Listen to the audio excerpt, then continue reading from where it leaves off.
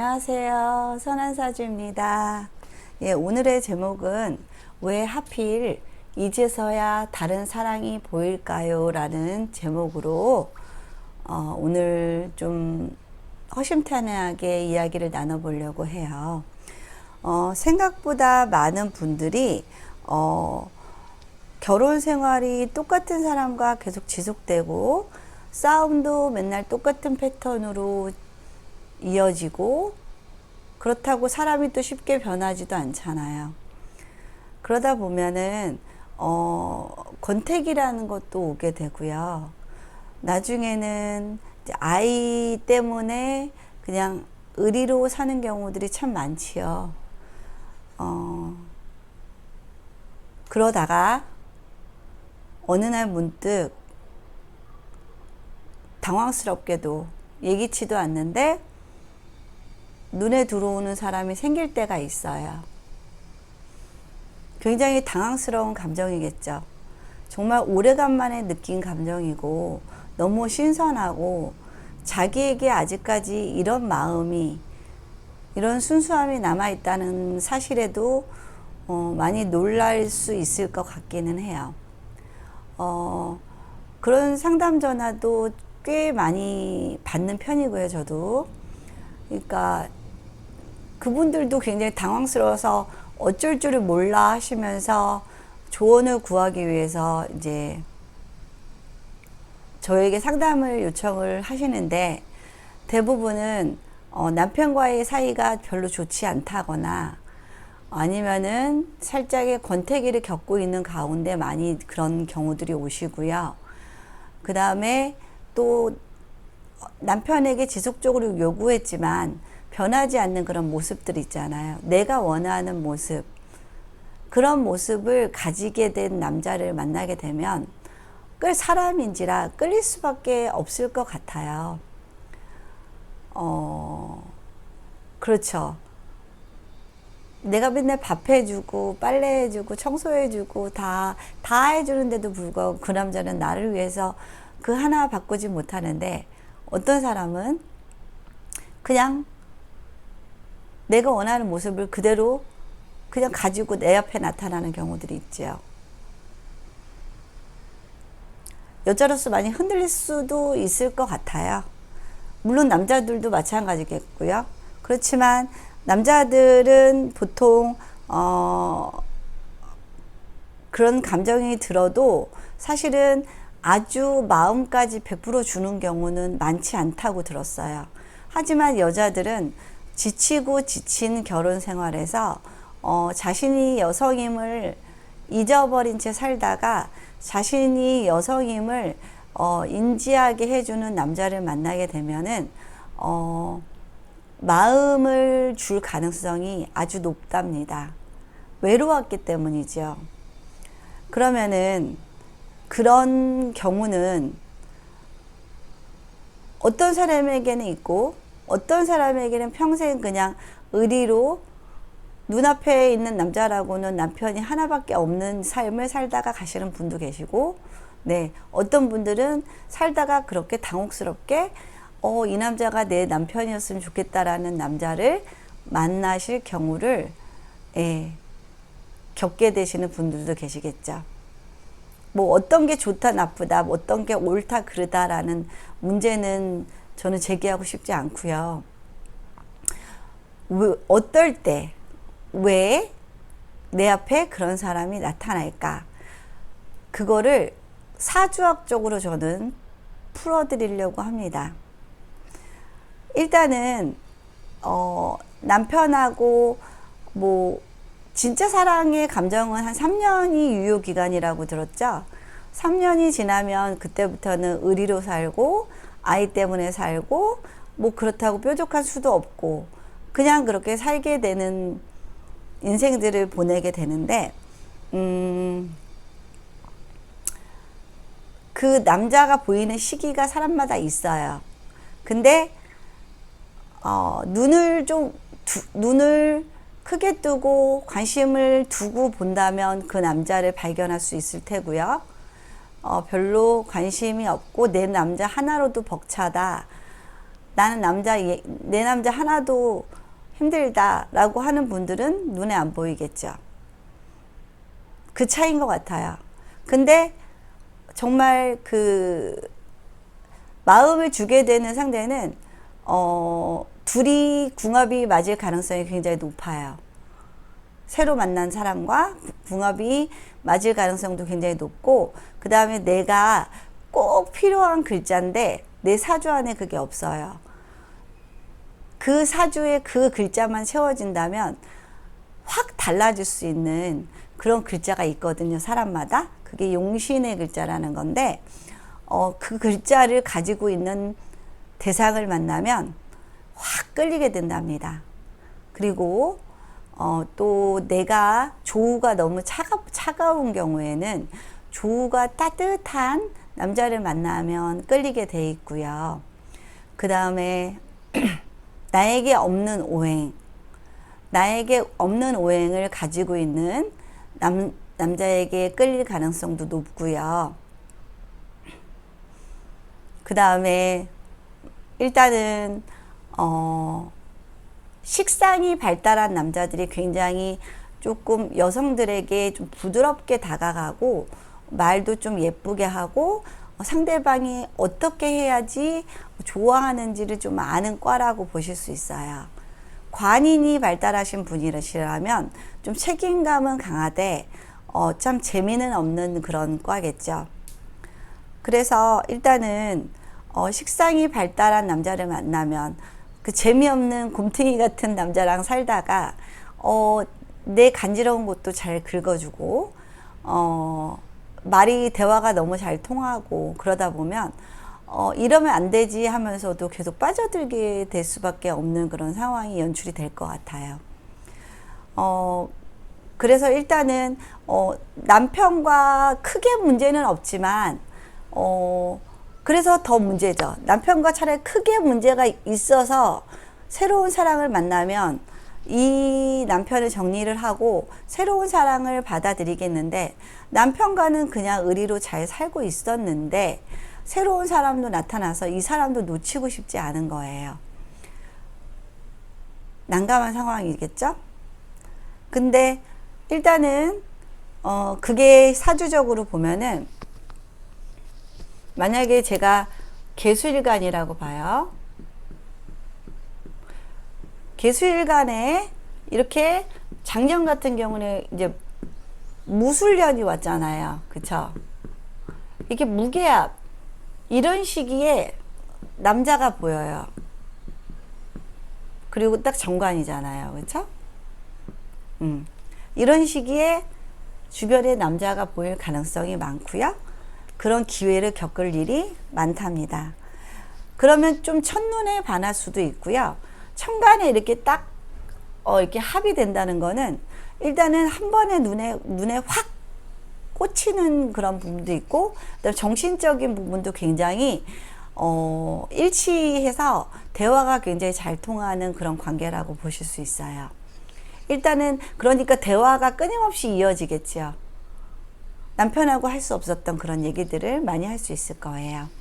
이렇게 천간에서 합은 딱 보면 확 꽂히고, 그 다음에 정신적인 부분이 많이 충족되는 그런 경우가 많아서, 개수일간들은 작년에 무토를 만났으면 좀 주변에 그런 남자들이 보였을 가능성이 있었을 확률이 높아요. 모두가 그렇다는 건 아니에요. 눈을 크게 뜨고 찾아봐야지 있을 경우도 있고요. 사실 그냥 모르고 지나가는 경우도 상당히 많아요. 아니면은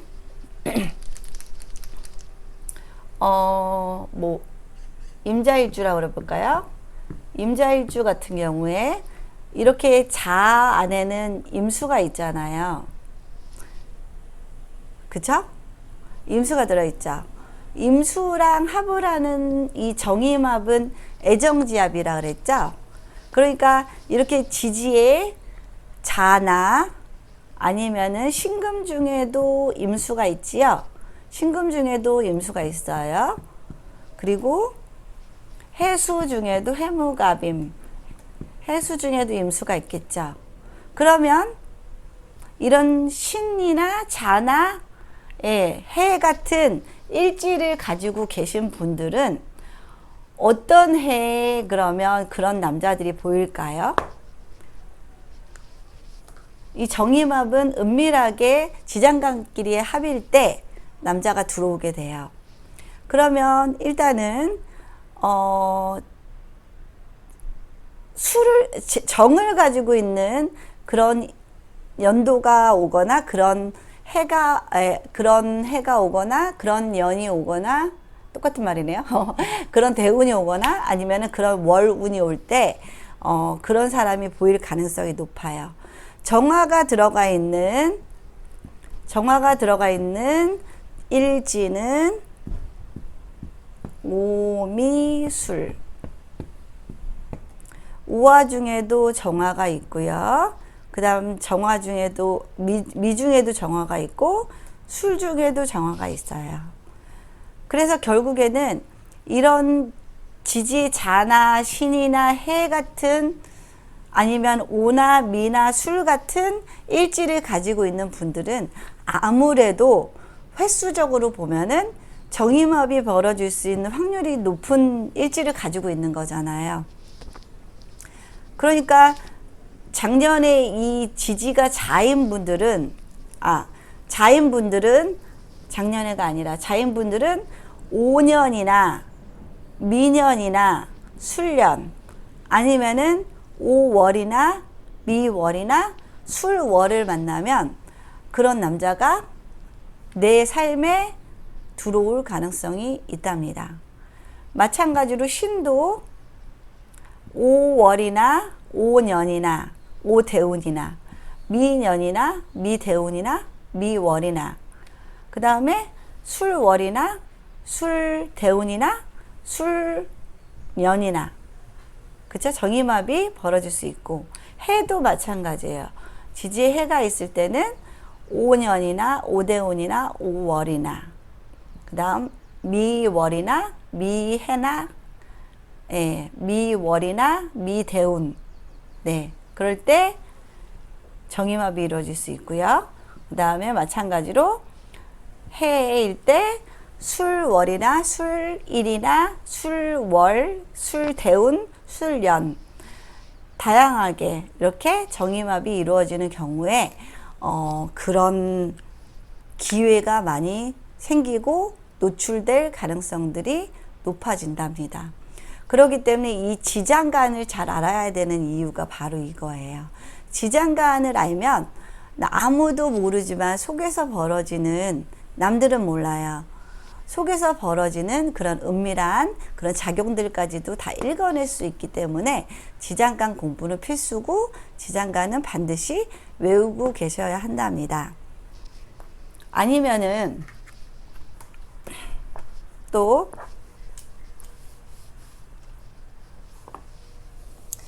제가 개축일주잖아요.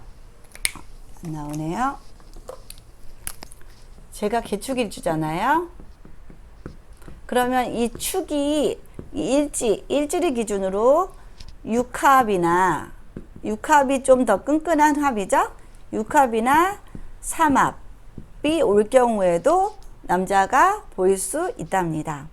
저의 기준으로 보면은 육합은 자축합이겠죠. 그러니까 경자년인 내년에 남자를 만날 기회가 있을 수도 있을 거예요. 근데 저는 저의 사주를 알기 때문에 이때는 지나가는 바람일이라 하고 무시하고 넘어갈 수도 있겠지요. 그리고 삼합일 경우에는 이제 4년이나 아니면 유년에도 저의 삶에 다른 인연이 나타날 수도 있어요.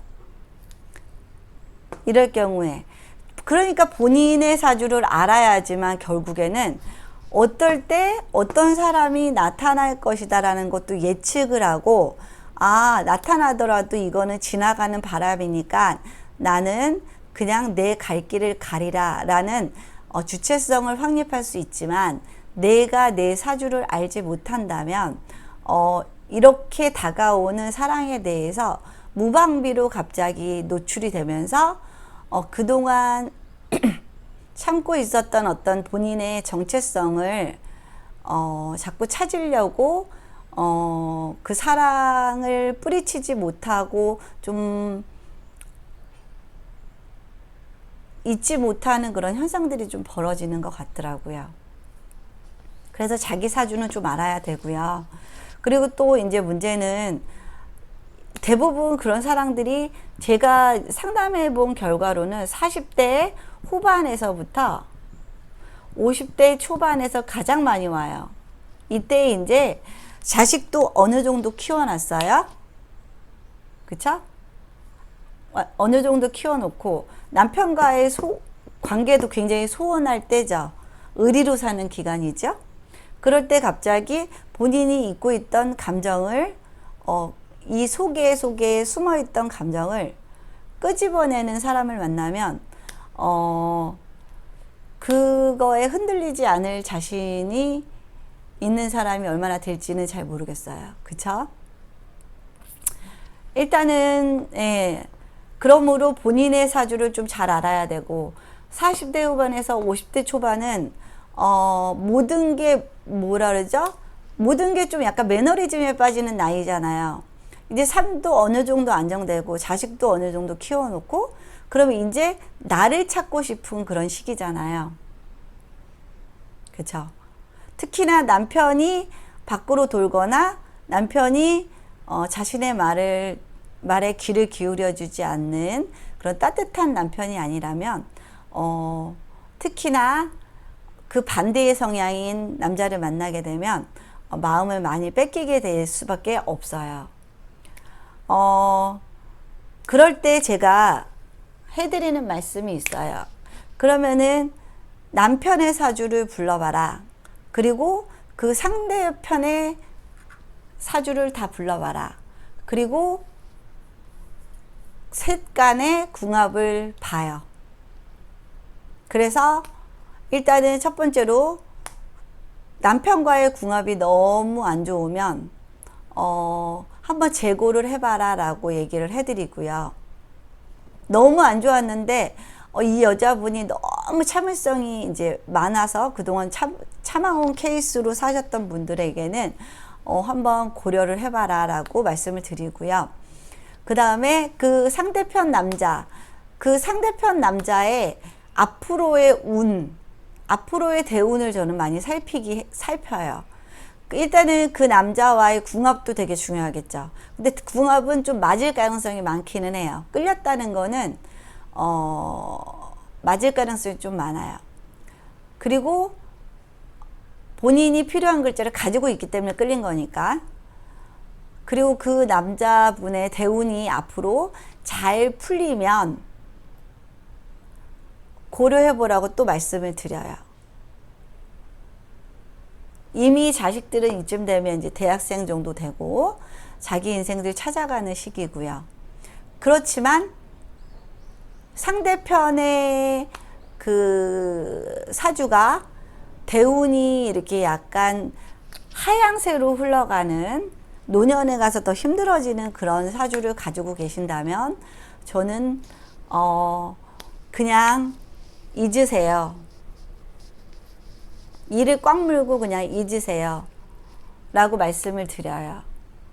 이분도 마찬가지로 똑같이 결혼해서 가정을 이루고 산다면 어느 3년만 지나면 똑같이 전 남편과 똑같이 서로 대면하고 뭐 유효기간이 거의 끝나서 똑같아질 가능성이 사실은 많잖아요.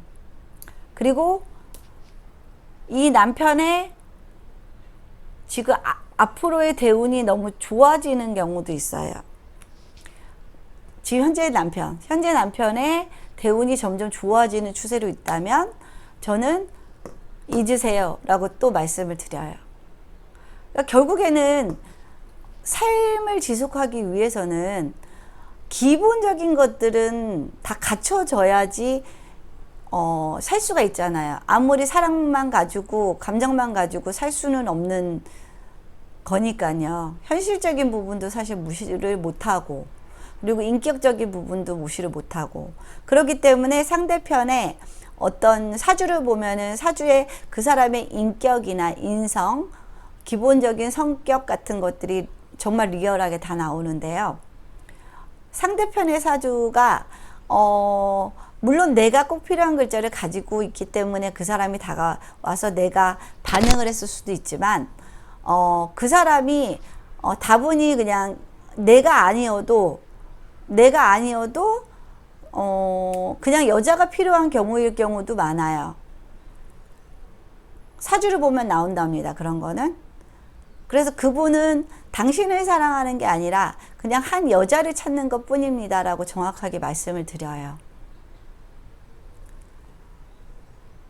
그러니까 만약에 내 인생에 정말 힘든 상황이 벌어진다면 사주 공부는 좀 필수일 것 같고요. 내 운이 이래서 내가 지금 이렇게 흔들리고 있구나도 인정하면 조금 나 자신을 객관적으로 바라볼 수 있고 이 상황을 조금 더 객관적으로 바라볼 수도 있게 되고요.